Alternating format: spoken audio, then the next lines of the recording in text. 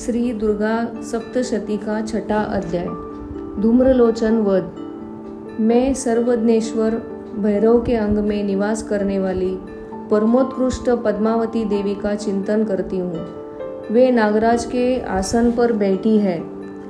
नागों के फनों में सुशोभित होने वाली मणियों की विशाल माला से उनकी देहलता उद्भासित हो रही है।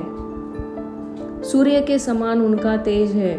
3 नेत्र उनकी शोभा बढ़ा रहे हैं। वे हाथों में माला, कुंभ, कपाल और कमल लिए हुए हैं तथा उनके मस्तक में अर्धचंद्र का मुकुट सुशोभित है।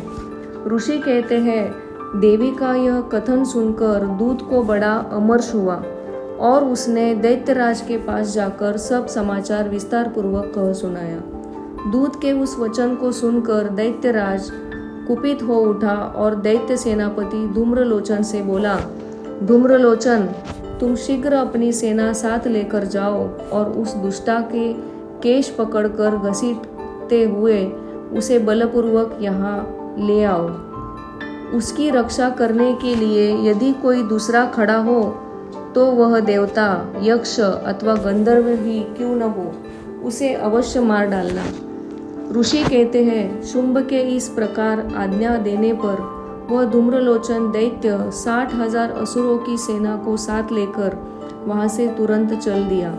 वहां पहुंचकर उसने हिमालय पर रहने वाली देवी को देखा और ललकार कर कहा, अरे तू शुंभ निशुंभ के पास चल। यदि इस समय प्रसन्नता पूर्वक मेरे स्वामी के समीप नहीं चलेगी तो मैं बलपूर्वक झोटा पकड़कर घसीटते हुए तुझे ले चलूंगा। देवी बोली, तुम्हें दैत्यों के राजा ने भेजा है। तुम स्वयं भी बलवान हो और तुम्हारे साथ विशाल सेना भी है। ऐसी दशा में यदि मुझे बलपूर्वक ले चलोगे तो मैं तुम्हारा क्या कर सकती हूँ। ऋषि कहते हैं, देवी के यो कहने पर असुर धूम्रलोचन उनकी ओर दौड़ा। तब अंबिका ने हूँ शब्द के उच्चारण मात्र से उसे भस्म कर दिया। फिर तो क्रोध में भरी हुई दैत्यों की विशाल सेना और अंबिका ने एक दूसरे पर तीखे सायकों, शक्तियों तथा फरसों की वर्षा आरंभ की। इतने में ही देवी का वाहन सिंह क्रोध में भरकर भयंकर गर्जना करके गर्दन के बालों को हिलाता हुआ असुरों की सेना में कूद पड़ा। उसने कुछ दैत्यों को पंजों की मार से, कितनों को अपने जबड़ों से और कितने ही महादैत्यों को पटक कर ओठ की दांतों से घायल करके मार डाला। उस सिंह ने अपने नखों से कितनों के पेट फाड़ डाले और थप्पड़ मारकर कितनों के सिर धड़ से अलग कर दिए। कितनों की भुजाएं और मस्तक काट डाले तथा अपनी गर्दन के बाल हिलाते हुए उसने दूसरे दैत्यों के पेट फाड़कर उनका रक्त चूस लिया। अत्यंत क्रोध में भरे हुए देवी के वाहन उस महाबली सिंह ने क्षण भर में ही असुरों की सारी सेना का संहार कर डाला। शुंभ ने जब सुना कि देवी ने धूम्रलोचन असुर को मार डाला तथा उनके सिंह ने सारी सेना का सफाया कर डाला, तब उस दैत्यराज को बड़ा क्रोध हुआ। उसका होठ कांपने लगा।